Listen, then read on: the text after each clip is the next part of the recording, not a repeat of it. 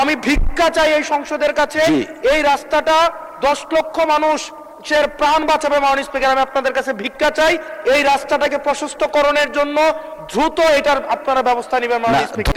আমার দেবিদ্বারে 3 জন তরতাজা মানুষ কিছুক্ষণ আগে মৃত্যুবরণ করেছে এবং তাদের এখন জানাজার প্রস্তুতি নিচ্ছে, এবং এটি দেবিদ্বারের প্রতিনিয়ত ঘটনা।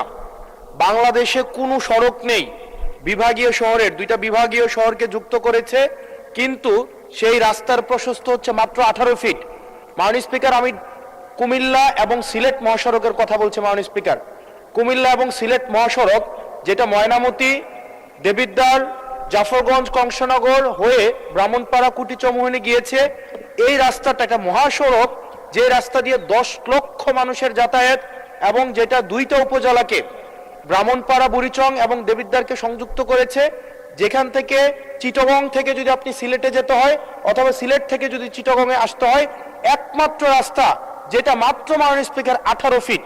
এই 18 ফিট রাস্তা দিয়ে প্রত্যেক দিন এটা মৃত্যুর মিছিলে সেটা পরিণত হয়েছে। দেবিদ্বার বুড়িচং অংশটা প্রত্যেক দিন মৃত্যুর মিছিল। কেবল এই মাসটাই 23 জন মানুষ মৃত্যুবরণ করেছে এই সড়কে দুর্ঘটনায়। মাননীয় স্পিকার,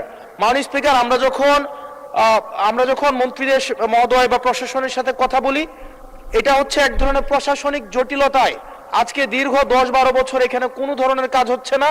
আমি আপনার দৃষ্টি আকর্ষণ করছি, আপনার মধ্য দিয়ে মন্ত্রী মহোদয় নিশ্চিত করবেন কি কবের মধ্যে এই মৃত্যুর মিছিল থামবে, এবং এই মহাসড়ককে, এটা লাইন অফ ক্রেডিটের আন্ডারে 6 লেনে হওয়ার কথা থাকলেও এটা মাত্র 18 ফিট হয়ে আছে। মাননীয় স্পিকার,